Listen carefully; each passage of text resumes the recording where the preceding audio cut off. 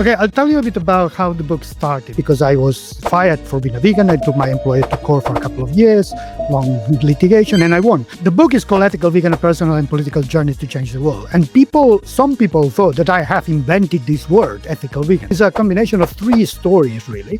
One is my life as how I become a vegan as an identity journey. The other is about veganism as a philosophy. What all possible ways we can actually contribute unknowingly. And we live in a world where almost everything we do might affect us another sentient being. Veganism is not something that you become vegan and you have achieved it. Indoctrinated into this ideology is called Carnism. Carnism does this to you.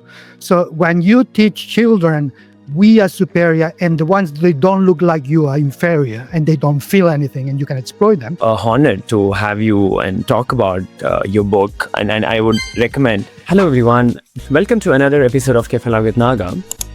Today we're going to talk about a topic which is very, very close to me, and also I'm very passionate about it. Being a vegan for the last 7.5 years, this is one of the topics which I want to bring it to the audience for a long time. So it's about ethical veganism, so from just being a belief to becoming a lifestyle. So I have a special guest today, author of this book, Ethical Vegan, Jordi Casamitjana. He's from Barcelona, but he's currently living in London. Vegan is not just being in the kitchen to becoming in every corner of our life, right? So from challenging industries built on animal exploitation to reshaping daily choices with compassion and justice, right? Jordi has had a powerful journey, right, with the legal recognition of ethical veganism and what it means to turn a belief into a way of life. So whether you're curious, transitioning, or deep in the lifestyle of veganism, this conversation will make you think, reflect, and maybe even change if you're transitioning or probably in the path towards changing to a vegan.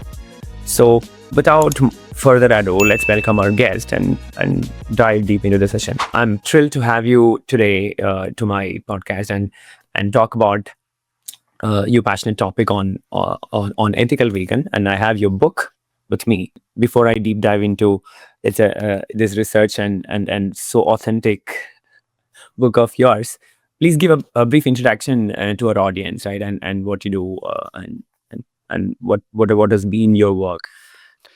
Yes, thank you for inviting me to this podcast. Well, I'm a zoologist. I'm originally from Catalonia, but I've been living in the UK for more than 30 years now, so I'm a British citizen.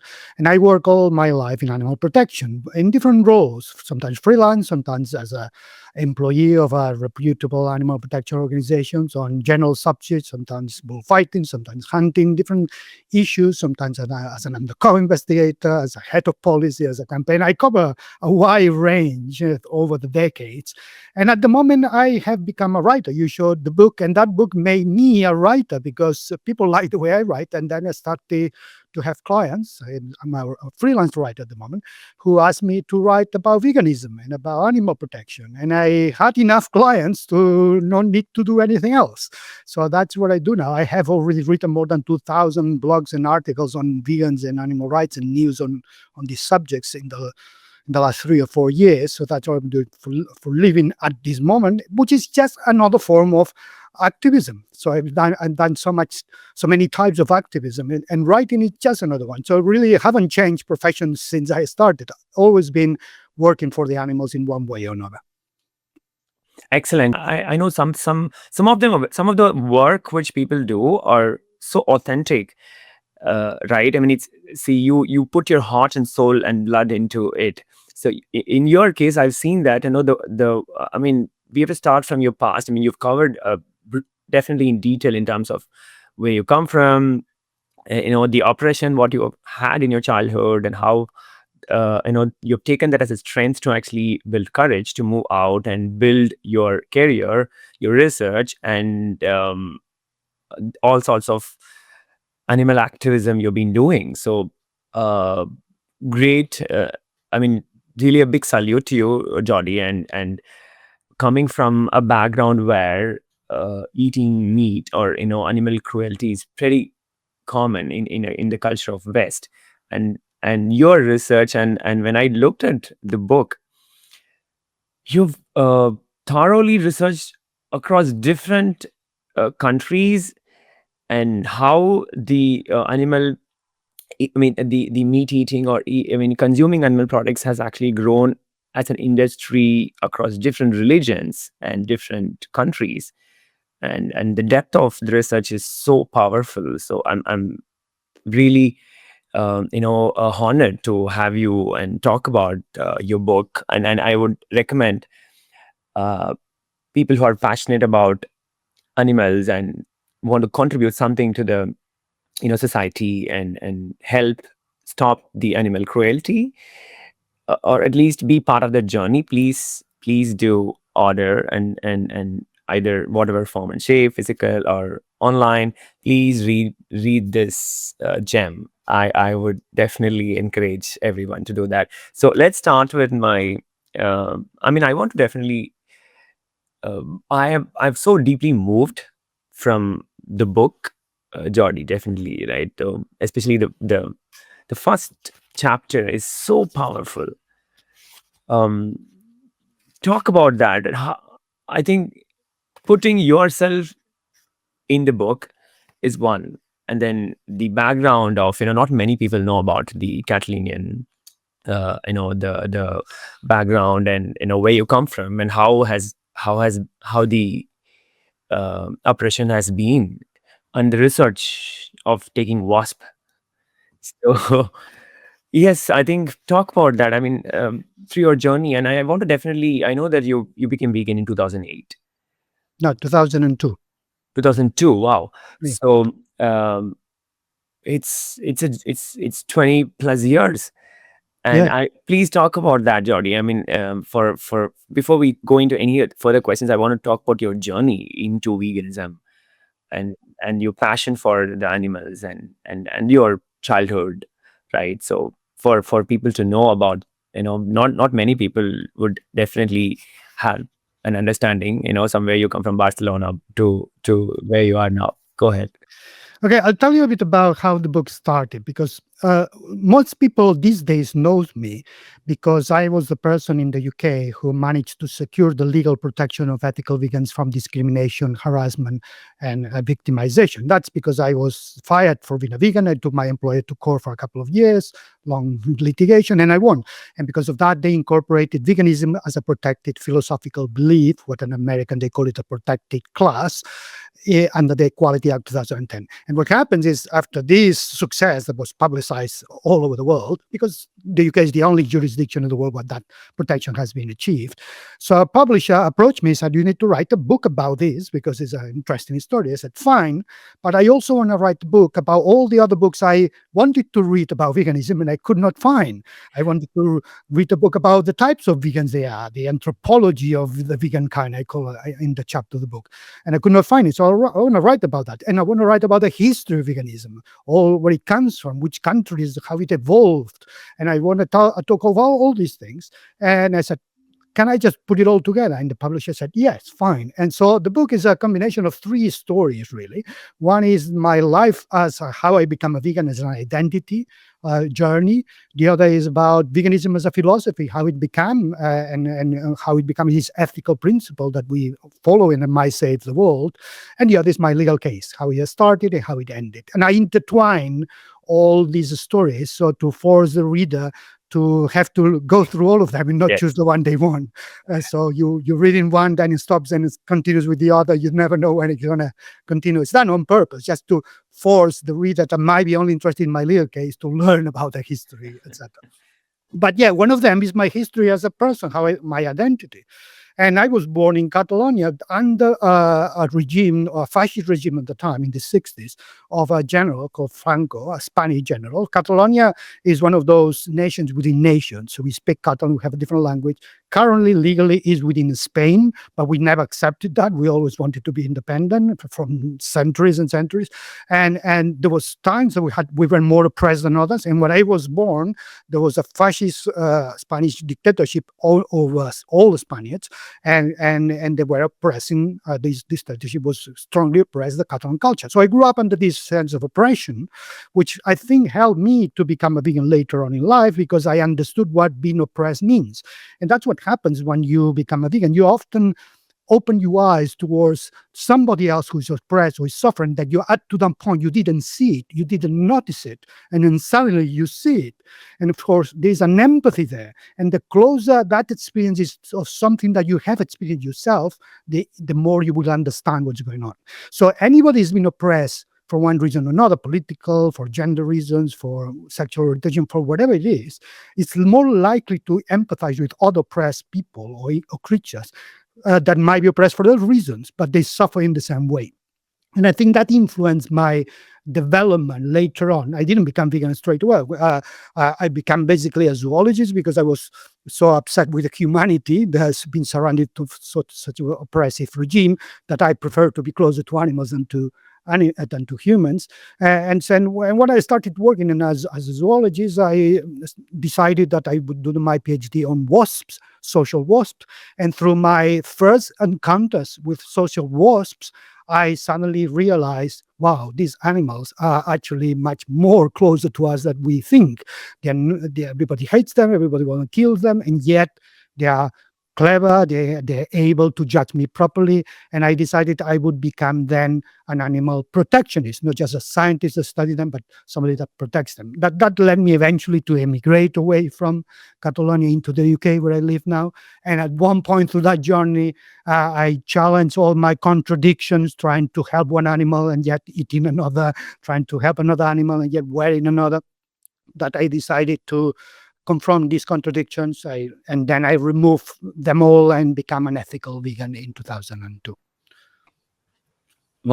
Wonderful. I mean, there should be always a purpose. I mean, I keep bringing up this ikigai in different conversations, right? So there should what is the purpose of your life? Like, what you're born and you do something and you pass away, right? So what is your legacy beyond children, beyond the wealth? But what have you given back to the society? What you're trying to make some change? Like, part of how do you make difference in the society, which is actually impacting much more people, or even in this case, when we talk about vegan, how do we also think all the animals as equal and not be partial to one set of animals, and understand that they are also sentient beings?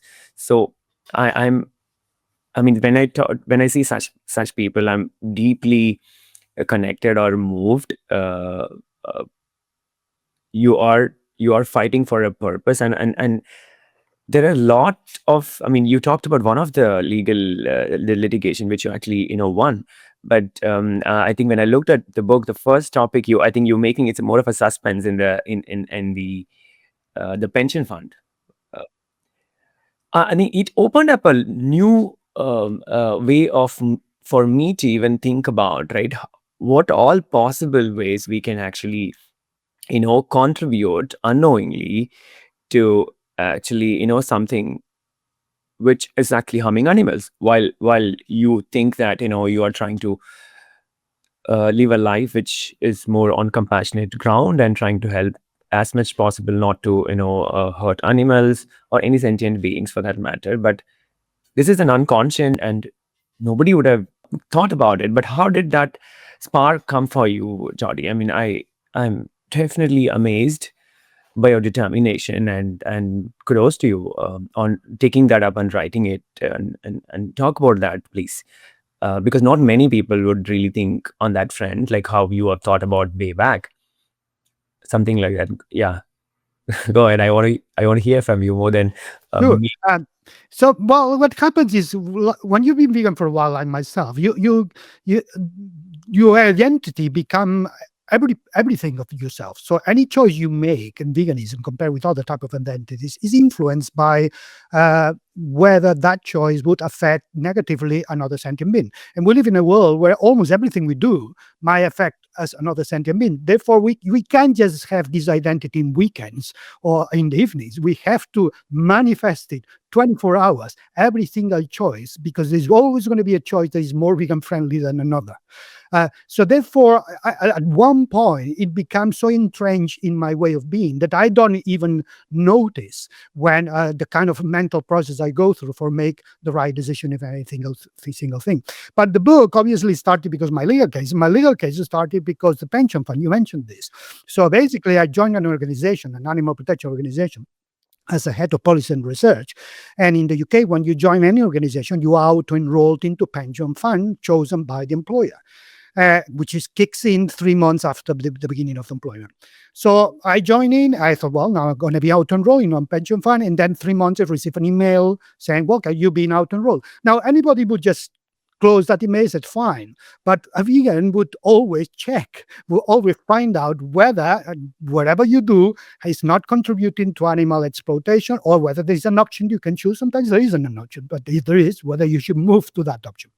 And there are many types of pension funds, some more vegan friendly than others. So I immediately wanted to check which one I had been enrolled. And when I realized that was one of the worst pension funds for animals, that was invested in pharmaceutical companies that test on animals, in petrol companies that destroy the environment, in tobacco companies, the worst. And that was a pension chosen by an animal protection organization that made no sense to me. It was completely contradictory to the ethos and the principles of that organization. I realized, okay, that's something wrong. Again, most people might not have checked, but a vegan like myself, I would always check. And then I contacted the pension provider, I found out all these details. I complained about it to my bosses, who said they would change it, but I kept complaining. After a year of nothing happening, they fired me. They fired me possibly because I didn't drop it. But what motivated me? Simply being a vegan, simply being aware that anything I do, that might be an option that is better. And of course, I won. And after 2 years of litigation, they changed the pension fund into a better one, a one with the label ethical that doesn't invest in any of these things. So the option was real. It existed. It could have been done. And if I hadn't pursued it, they might still have all that wrong one and constantly contributing economically, because the pension fund is money that is going to be invested in all these horrible companies. So you couldn't do it, but it's not that I draw from a heroic energy. It's just my normal way of being, checking every single thing I do, and it doesn't feel to me an effort. It doesn't feel to be difficult. It just it's just who I am at the moment. Yeah, I think you're very right. I mean, being conscious about your environment and being conscious about what the decisions you're making, because you made that point very clearly. Like, whenever I make a decision, I think what it goes through in my mind is it's very important we have to make the right choice. End of day, it is in aligning with the principle which we follow, and the moral and ethical values which we believe in. True. Yeah, I think that when you're strongly believing in that, I think the end outcome is it's going to be driven by that purpose. So Absolutely. And I would say sometimes people think that in the vegan movement in particular, they think that what they need to do is to persuade others that are not vegan to behave like them, to eat what they eat, to buy the food, the clothes that they clothes. So a change of behavior. There is this idea that in order to make the world vegan, you need to change people's behavior. But that is not the way, in my opinion. The behavior is not going to be maintained if there is not a philosophy underneath. You need to change people's minds, people understanding, and then they themselves will choose the right choice. You don't have to tell people what to do. yes, People get resistance absolutely. to that because they don't want to be told what to do. You just have to tell them what's right and what's wrong, so they can make then the connection themselves, and they choose what to do. And then will be the same thing that you have chosen, because if you align this point of view of seeing all other sentient beings as capable of suffering, and the best way to do it, to live this life, is to avoid that inflicting any suffering to anyone. If you apply that principle and then you let it manifest in all your choices, automatically you become a vegan, even if you never heard the word vegan, even if you never talked to a vegan before. If you Yes. choose the principle of Ahimsa, do no harm, and you apply it to every single decision, you automatically will become a vegan. True. I think 100%, 100%. I mean, I absolutely agree with you on that thought, right? It's not just, it's beyond food. I know people, I mean, sometimes I also get annoyed sometimes when people talk only about food, and, and how, where do you get from your protein and all that, all sorts of unnecessary questions. I mean, either in this world of technology with so much of social media, you're become so oblivion to the fact of not looking at anything around you, or you're so ignorant that you don't want to listen to the external world. So right, so it's a mind shift when it comes to making the right choice. I mean, when you are aware of the underlying, harm, or probably what that policy is actually driving towards. So if you make the awareness with people, then making the right choice is up to them. So it's a test. That's what it's a test of the character, right? I mean, the time comes, what decision you make at that point in time, and you're pushed into that, pushed against a wall, or you're in a corner, and but still you're in a difficult time. But what choice you make at that point in time is up to you. Nobody is going to be, telling you to make the choice, but you made the choice. So Correct. And it is also the circumstances of every person are different. Sometimes things that you can easily do, other people cannot do easily because they don't have the options that you have. So you should not simply just say you need to do this and this and that, because that might apply to people like yourself and in this culture you live and the circumstance you live, but that might not be practicable in other people. But what you can tell people is the difference between right and wrong. You can tell people the consequence of people's actions. You can tell people what's behind the products that they don't know much about it. You yes, can tell people how to overcome the difficulties. If they don't want to consume this product or buy this other, which other options do you have and how you overcome them. So all these things, which is what basically I explain in my book, the only thing they do is inform you to make your own choices within your circumstances. And more often than not, they will be very similar than yours if the circumstances are the same. But if the circumstances are not different, that's fine. You, as a vegan, also you are a person always evolving. Veganism is not something that you become vegan and you have achieved it. No, is you become vegan and you begin your journey of veganization yourself. Veganization yourself, your friend, the world around you. So every day you're a better vegan than the day before. So that means you're still learning about the connection with animal products and or any product and the animal connection. You sometimes takes years to learn that connection, or you need to talk to other vegans to tell you about.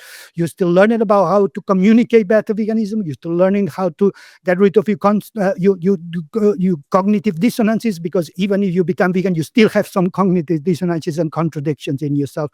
So you're growing as a person, constantly applying the principle of Ahimsa, do no harm, how I can expand it, how I can do it better, how can I do it faster. And therefore it's a process. And therefore you can't just judge others because they're behind in that process, or yes, because they just started. You should encourage them to pursue that process to the end result. But eventually, if that happens, and everybody goes through the same process, then we all end up being ethical and living in harmony with each other. And in this world we call the vegan world that we all dream about. fascinating. I mean, I think if everybody approaches life and also the way they message to people like that, I mean, most of the time, it becomes more of convincing, pushing, because it's not going to work, because end of day, it's the choice that you make. And if you know the underlying consequences of it, and you're making a conscious decision of your own choices in your life, I mean, that's nobody else to tell you what is right or wrong. It's up to you to decide. So yeah, I truly I mean, agree with your thought process, right? And I think more people should communicate and talk about it in a way which is more not to an extent of saying that, not to shame and name and shame, or saying that, you're doing something bad and I'm doing good. But it's not always that. It's about telling how things can be done better, what are the other choices you have which you can make. And especially in all the developed countries, we have options today, right? If not if you go back to somewhere, in Somalia, or probably, very deprived of all the facilities what we have today. I mean, you don't have choices on the food or whatever, you're trying to make from an ethical decision. But Yeah. most of the And, developed and countries, and we have to also be careful not to make it free for everybody to do whatever they want, and not to help them to make that transition. We have to point out the things that are wrong. We have to tell the difference between harming and not harming. And when people say, yeah, okay, I'm going to choose this, we have to point out, well, that choice you made is not the best choice you could have Yes, made. You perhaps made it for absolutely. convenience, but there are better choices that are not that difficult as you imagine they might be, that actually achieve a better results in terms of distance yourself from animal exploitation and cruelty and suffering. So sometimes people are just think, well, it's all about me and my convenience, but it's not. If in order to be ethical, is more than your convenience. It's about the options you have, but also make a line between what's right, and therefore it's a balance that you have to make when you are talking to other people that are not vegans, in letting them know the things that need to improve and they are clearly wrong and cause suffering, but not pushing them too much so that they become defensive and that they decide to move away from that. So that balance is something again that you learn through experience over the years if you're vegan. To when you have conversations with not vegans, you get better at finding that balance and still saying the message, and still not diluting it, not watering it down, and still showing what veganism is and why we reject all animal exploitation, not some, but still allowing for the circumstances of each individual to manifest that belief in the way that it works for them. So, True, true. So, I mean, deviating from the conversation on the book, I just want to get another perspective of yours, right? I mean, I had this question. I think um, yeah. So we talked about veganism is not just not just more of a food choices, but it's more of a principle and or probably how you the way of life. Believing that strongly, right? Because there are a lot of people today still don't feel that it's actually a life choice, and awareness is very less, even in this world of technology, right? I feel that the awareness is pretty less. So how do you see that, Jordi? Right, I mean, even see, for example, today, if I consider milk as a liquid meat, but I don't think so. The major population, the major consumer of dairy is human population today, but the awareness of what harm is happening behind if you consume just milk, even if you're a vegetarian and you're consuming milk. Because I became vegan 7.5 years back, while I was a born vegetarian. I wasn't doing I when I felt that, by just consuming milk, I'm not doing any good. So it was an eye opener for me to understand the process of what happens behind, and then make the right choice at that point in time. And then for me, it was not very difficult decision, because we all, including my daughter, and we all just turned overnight. We just thought today, okay, so I'm not going to be contributing to this cruelty, but then how do I do this? Stop it, and look at options, what you can make at home, or slowly. I mean, there are a lot of options available in the market, but then you start simple.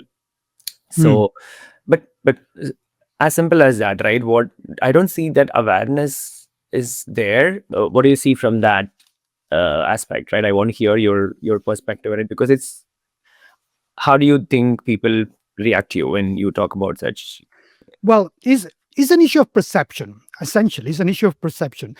When you become vegan, your perception changes. You see things that you didn't see before. Yes.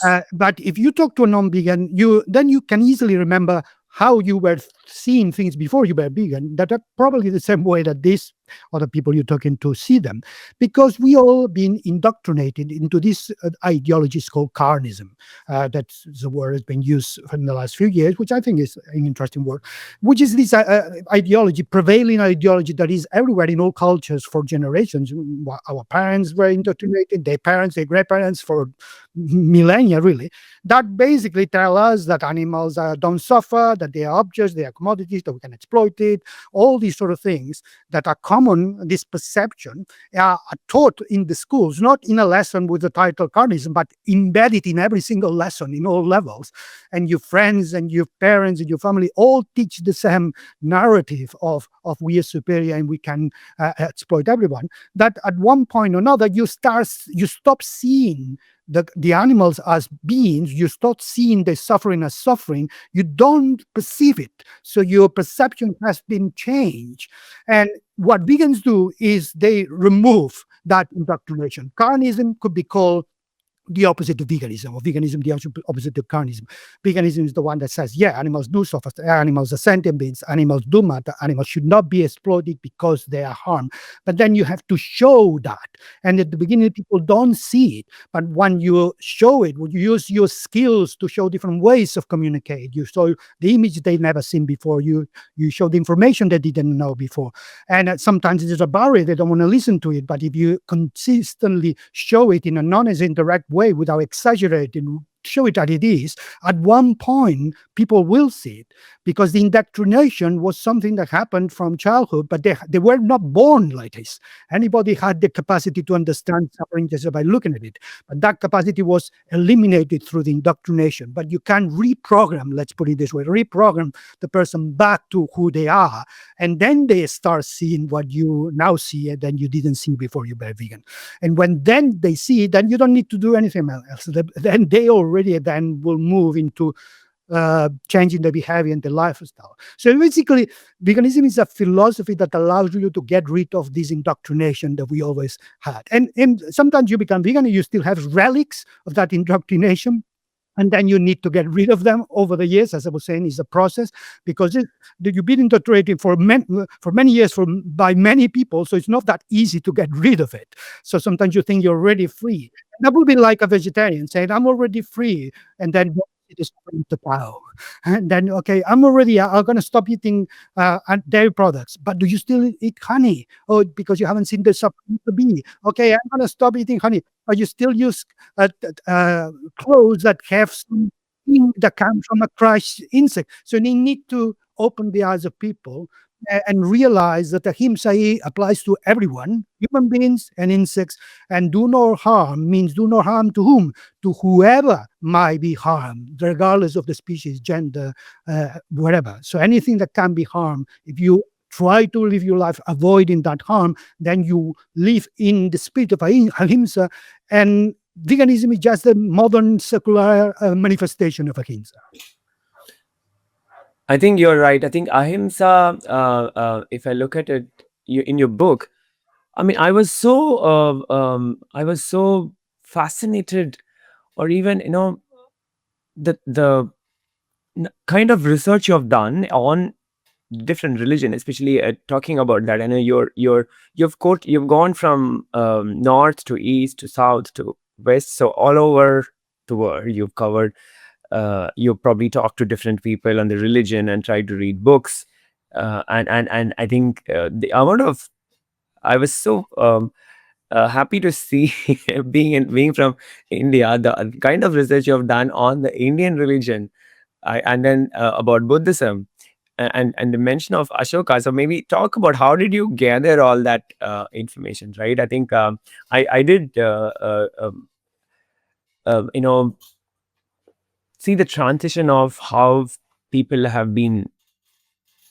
I mean, there are talk about. I think there is a different um, uh, way of belief. I think you also mentioned about the Muslims. There was a poet, an Islamic poet from Syria, right? So the poem, I think, page number 45. So I just noted down some of the pages where it was so much intense to read. So number 45. If I read that, poem for everyone, right? You are deceased in understanding and religion. Come to me, that you may hear something of sound truth. Do not unjustly eat fish the water has given up, and do not desire as food the flesh of slaughtered animals, or the white milk of mothers who intended its pure draught. For their young, not noble ladies, and do not grieve the unsuspecting birds by taking eggs, for injustice is the worst of crimes. And spare the honey which the bees get industriously from the flowers of fragrant plants. For they did not store it that it might belong to others, nor did they gather it for bounty and gifts. I washed my hands of all this and wished that I perceived my way before my hair went gray. Wow. Yeah, that's a bull, Mari. If you can see behind me, you can see this square thing on my wall. That is that poem. That poem is on my living room over there, because it's a good reminder. It's a good reminder that veganism is not a modern thing. That's from the 11th century in what is now Syria. And he lived a long life, and he was blind, and he was 100% vegan in the sense that we understand it today, because veganism as a concept has changed over the years. But somebody that doesn't consume honey or eggs or milk, and that's what we would call vegan today, he was like that. He would not wear leather and things like that.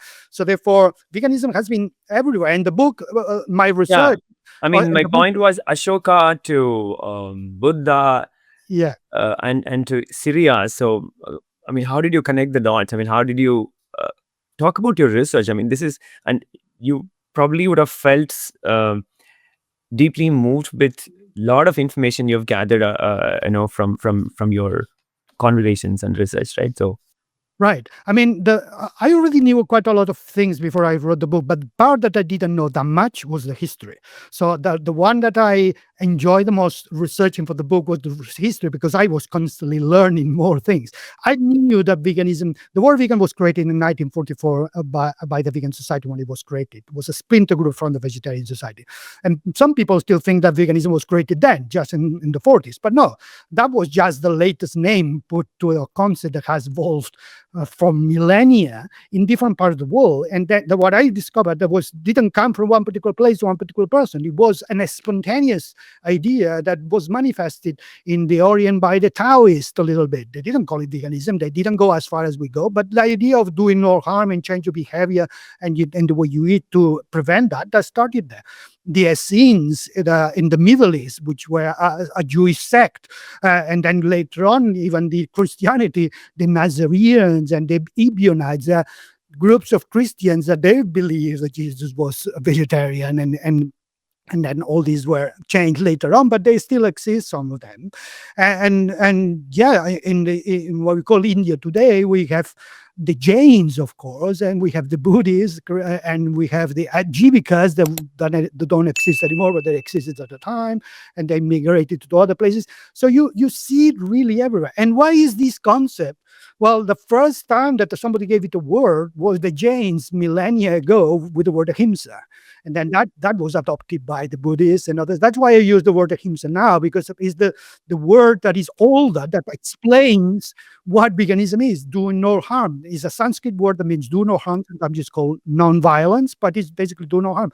So how you do it, how you manifest this word into your life, that's what has changed through culture, that they perfection and then changed and modified. Ashoka, for a while there, as you mentioned it, this was the emperor, such a powerful person in the world, that he became Buddhist after feeling guilty after killing many people in wars. And they started to apply animal protection laws, the first ever. The world could have been so different if his son would have followed his principles or his descendants. Eventually, they just moved away from it. But that gives us a glimpse of how the history has had always this Ahimsa drive and have to fight against the Carnism indoctrination in a world where the Ahimsa was the minority, sometimes better than others in the East or in the West. But it's never gone away, because I believe that is a biological thing. I think Ahimsa, this wish of not wanting to harm, is just a philosophical concept from something that comes from within. And I think before we humans talk, I think Ahimsa, you find it in animals. You see the non-human animals behave. They do respect others. They don't fight it. They don't need to. They understand that harming is something that you don't want to do, that might bite you back if you harm somebody, that cooperation is a good thing. So in my first chapter in the book, I talk about this. I talk about how I feel that this idea of cooperation started very early, before humans existed in the animal kingdom. And that's what later on developed into the concept of Ahimsa, that developed into the philosophy of the different religions and veganism, and that eventually became a social movement. And in 1944, when the Vegan Society was created, that philosophy that already existed, then it became a social movement to change the world to the better. I mean, it's so in depth, right? When you look through the history, and I mean, even I've learned a lot reading the book. A lot of, I mean, when you look at, especially, I was so happy to see Ahimsa, our father of nation, who actually took that to fight against the British to get independence. He followed Ahimsa, but I mean, from a person from your background to learn about Ahimsa and write a book about it, and being a vegan for so more than 20 years, it's fascinating. And I mean, you're an example for a lot of people, or inspiration for a lot of people to follow, Jordi. I mean, I am definitely inspired the way you have done things for the society, especially for the believing that animal kind also re- it requires the respect and you know, space in the environment. So thanks to all the good work, and many more to come from you. So moving on to another topic. I mean, I think I want to talk a bit on ethical vegan, right? So we touched definitely the basis of why did you write the book, and your past, and how you have taken the oppression and looked at how animal oppression is happening in different industry, and then finally becoming vegan and trying to fight for the cause. But the word ethical vegan, again, I mean, you're very strong in that throughout, right? So I want to talk a bit more on your perspective of what do you think when people, there are a lot of vegan and people do, I mean, you also cover, I think in somewhere down the line you're covering about the different types of vegan, right? So there are pre-vegan, post-vegan, backyard vegan, be vegan, and there's different belief system everyone has, which is contradicting to, you know, the being of, I mean, the term ethical vegan. So what is ethical vegan for you, right? And why do you think people don't understand that, the ethical part of it, and then just focus on the term vegan, and then trying to contemplate or use that for fancy or more from a marketing standpoint, but then, right? So I think, have you seen such, I mean, I know you would have definitely gone through products, and talk about your journey on, I mean, why is that so important, especially from for audience and people who really want to become vegan to know this. Yeah, the word ethical vegan, the book is called Ethical Vegan, A Personal and Political Journey to Change the World. And some people thought that I have invented this word, ethical vegan. And it's not true. I mean, the term ethical vegan has been used from the 80s. I'll tell you a bit about this history because that's how you understand this word. So the word vegan everybody knows it was created by the Vegan Society in 1944. And they were a splinter group of the Vegetarian Society because they were not consuming dairy and eggs. And they decided, well, let's do something different. They created that word and they tried to define it. And it took them some years to finalize the definition. But eventually in 1988, they found the official definition, which is still the same one today, which is good that has lasted for so many years, which is a philosophy and a way of living that seeks to exclude, as far as practicable and possible, all forms of animal exploitation and cruelty to animals. And carries on explaining a bit more details, but essentially is this: all forms of animal exploitation and cruelty to animals, not just for food and not just some animals, all of them. So that was how the idea of veganism was created. But since then, some people chose to only apply the definition to their food. So they said, I'm only going to apply it to the food. I'm still going to wear animals. I'm still going to go to entertainment where animals are exploited. And they could have been called in different ways, but some people call them dietary vegans. And then, of course, what happens is they become very numerous. And the general public started to think that a vegan is someone who eats vegan food, and that's it, without understanding that the definition had already been created and was far wider than that. So that's when the proper vegans, the real vegans, ethical vegan is another way to say a real vegan, a proper vegan, an original vegan, they decided to use the adjective ethical before the word vegan to distinct themselves from those who claim that they're vegans, but they only use it in their food. So they said, we're not like them. We actually follow the original definition. So an ethical vegan is somebody who follows the original definition of veganism from the Vegan Society. And therefore, that applies veganism in all aspects of that person's life, not just the food. And still, is sometimes necessary, like in my legal case, it was necessary to use that adjective to win the case, because the judge would not have winning by giving me the verdict that I require if I only had used vegan, because the other side would have claimed that veganism is just a diet.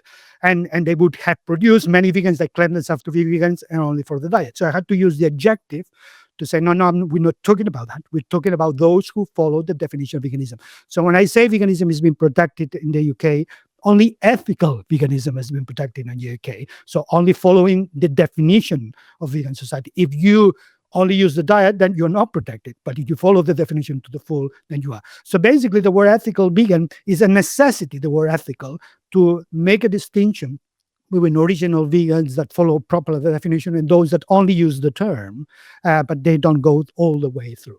So sometimes people say that I just created the word. I'm just use the word that allow me to separate myself from those who only use veganism for their diet, but they still exploit many other aspects of their lives. Yeah, I mean, I wanted to bring this point. It's a bit controversial, but I think it's good to talk about it, right? In general society, when you go out, you see a lot of double standard or hypocrites, right? I would want to call people, right? People who are like so much adorably pet their dogs and cats, and then they go to the dinner table and then they have a big turkey for Thanksgiving, right? So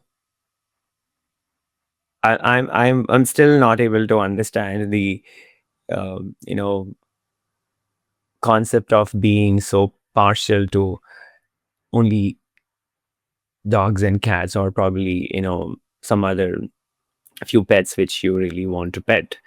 Uh, why not the other set of sentient beings who deserve the same kind of treatment, which is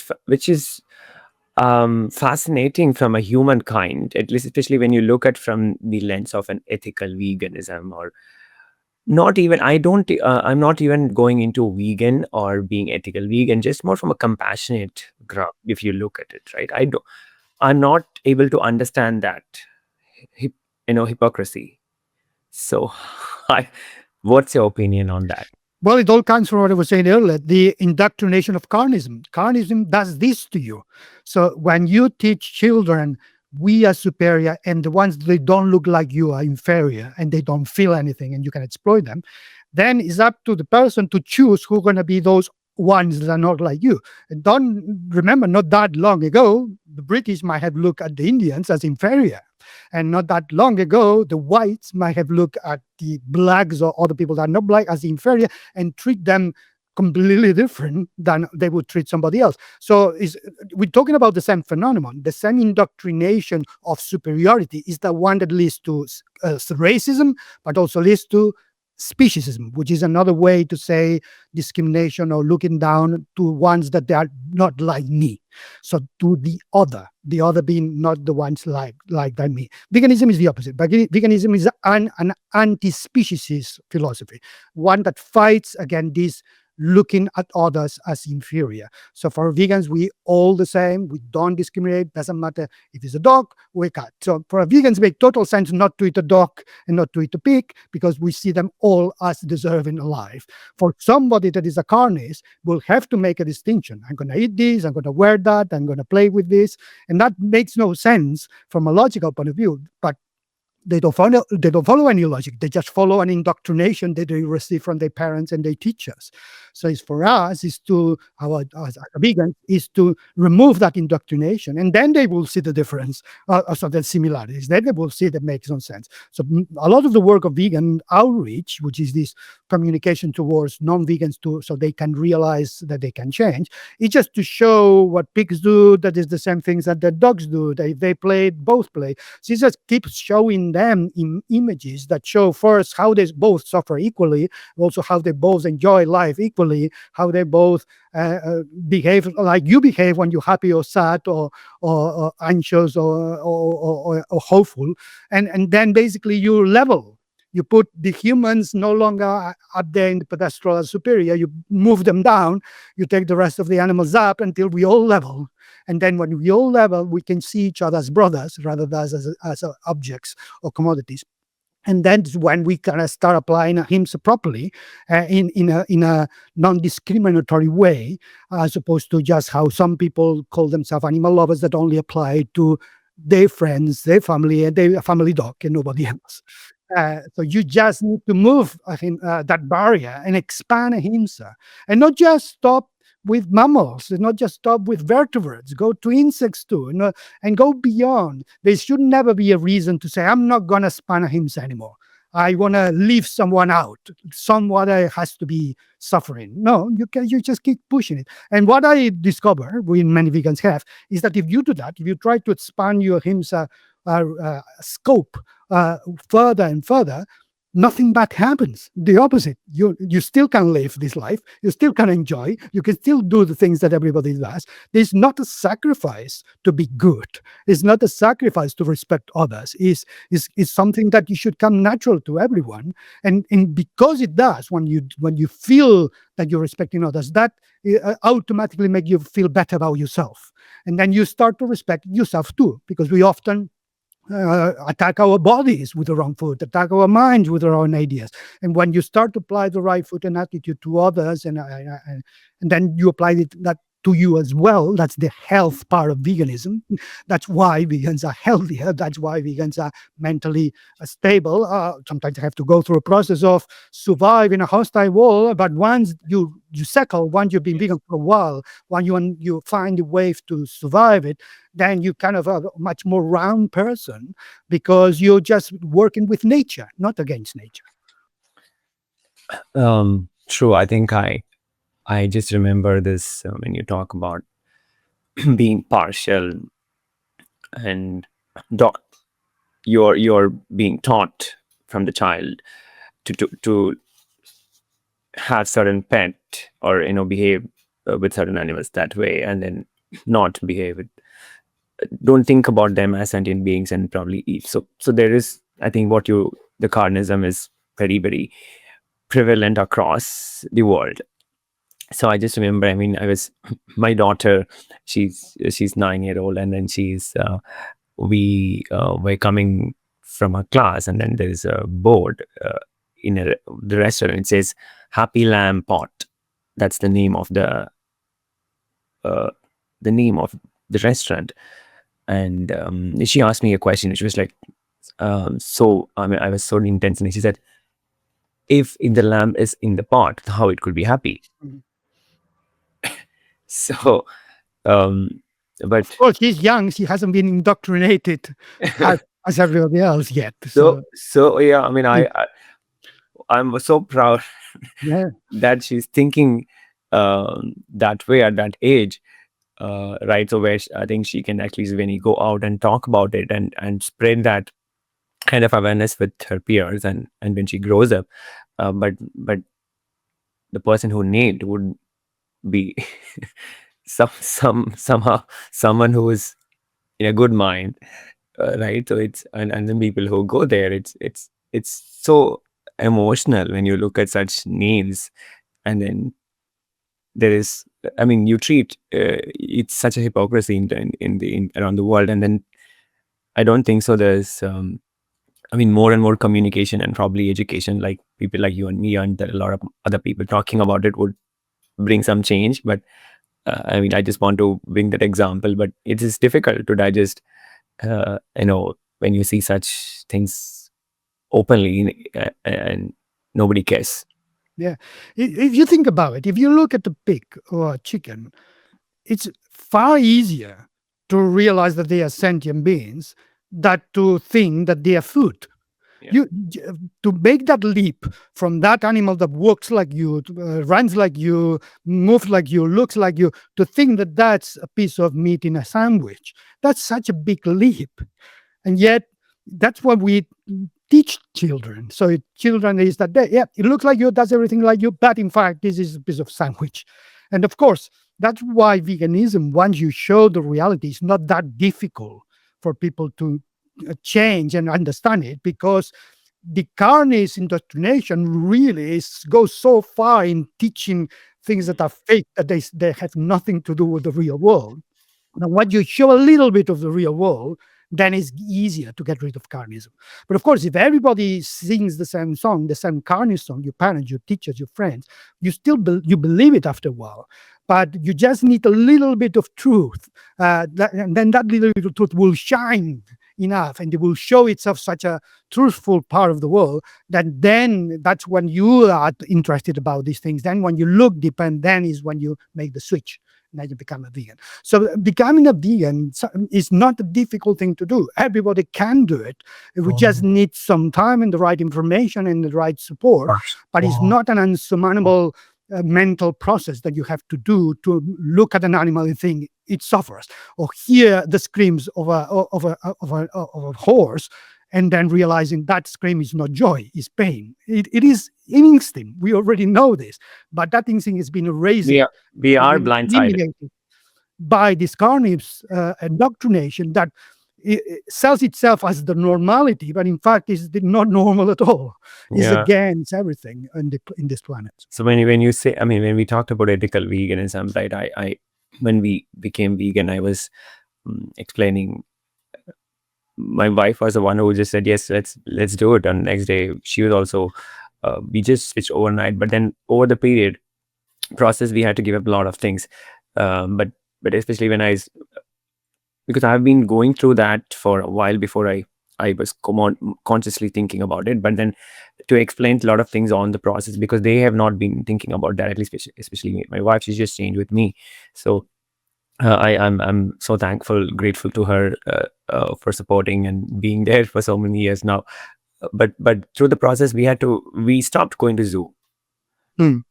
That's a conscious decision I made. The moment whenever we start going to vacation, I made a conscious decision, because it's as you said, you keep opening your eyes and trying to look at what all things where you are actually contributing from your money to such cruelty. But it's one thing which normally a lot of people don't understand is the aquarium and the zoo. But that's the way a lot of people go on vacation and with kids, right? And it's terrible. Yeah, they're prisons for animals, so they just been forced there to live in captivity for entertainment, just so people can see animals that they could easily live their life without seeing them. Nothing would happen to them. So people don't have the right to see an animal. An animal has the right to live their life in freedom in their own environment, and nobody has the right to break that in order to entertain a group of children on a holiday. So and then of course when you look at the animal in the zoo with a vegan eye, then you start see the suffering, then you start see the spacing up and down that is not that happy, and then you start to connect and realize that's me, that I would behave like that if I was in prison for that many years. So then it becomes obvious. But if you don't look through, you just still think is like the movies, like there's nobody behind that. It's just an actor. Of course, then you don't care. But once you understand there's a sentient being behind any single inmate of a zoo or an aquarium, then you would not support that activity and will never pay for it again. Yeah, I think it's more for people to talk about it. I think that the very less awareness, right, when it comes to they feel that the kids are happy, and that's the mindset is from the parents, right? But it's difficult. You really have to choose something. Probably I was more encouraging my daughter and my kids, and also my wife. Okay, let's go to somewhere there is an open safari, so where the animals are not caged, and probably you are caged, and you are in their space, and probably they are moving around free. So maybe we should look at something options where there is much more sanity, or empathy towards and a lot of rescue places where they rescue endangered species, or probably lost animals, or rescued from different places where there are tortures. So maybe those are places where we can actually look at, because they are actually doing a lot of service to those animals who are rescued. So I mean, it's more of the education, I would say. Probably is more of the optics and the lens where you look at has to change. And I still believe in a world with that ChatGPT and AI, with technology advancements, still people don't understand some of the basics. So it's very disappointing from a society, right? So but you're part of that, and you've been contributing. So It's disappointing, but I'm an optimist in the sense that sometimes you have to be an optimist when you work in animal protection, otherwise you get yes, depressed. yes, I'm an yes. optimist in the sense that, yeah, I know that we won't see the vegan world now because it takes a lot of work and we are not enough vegans in the world to make it happen quickly. But it will happen. It will happen in few generations, 2 or 3, whatever it takes. We won't see, but it doesn't matter. The fact that we don't see it doesn't mean that we should not start building it, because it's not going to be built with 24 hours. We need to be built one step at a time. So we are not entitled to see it in order to work with it. We should work with it even if we know we won't see it, because the next generation and the grandsons and granddaughters of you daughters 100%. might see it. 100%. And that's because we all building it right now, and generations before us were started to build it before. So therefore, we should veganize the whole world. I like this word veganize, which means transform anything into whatever vegan version you can find. And zoos and aquariums should be veganized in the sense that they should disappear, and the only alternative would be a sanctuaries where animals are rescued, or the wild when you can see the animals from a longer distance, or simply not see them. Animals have the right to privacy too. Yes. So there might be species that they might be better off never be seen by any human, and doesn't deprecate that species, doesn't make it less important. We don't have the right to see everything. We don't have the right to go anywhere and build houses anywhere and buy every product and sell any product.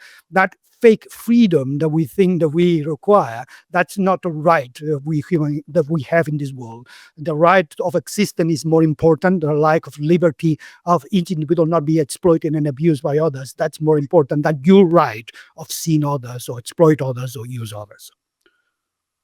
Wonderful. I mean, I had 100% agree to that thought, right? How you are able to make difference? Have you part of the journey, or are you still doing it? So you need to go for the bigger picture. Never forget about the vegan world, the longer distance, veganizing that part of the world by banning something that was causing suffering. Snaring, use of snares to hunt wild animals. I want world to know about Jordi and what you have done, right? But you just continue to contribute to the cause in terms of the sea farming. To what you just mentioned, the farming, the PC factories, which is the new thing relative to thinking, creating the first octopuses farm. Yeah, while you probably indulge in some of them, which is getting better these days, but I tend to have a different opinion on this subject compared with the average vegan of younger generations. We are not in the business of making people to become vegan for a day. Ethical vegan in 60 seconds. What's the core of ethical veganism? Health, animal rights, environment, trend. Is all of them. Hello everyone. If you like the conversation, please don't forget to hit the like and subscribe button for latest updates in my show, Cafe Log with Naga. Thank you so much.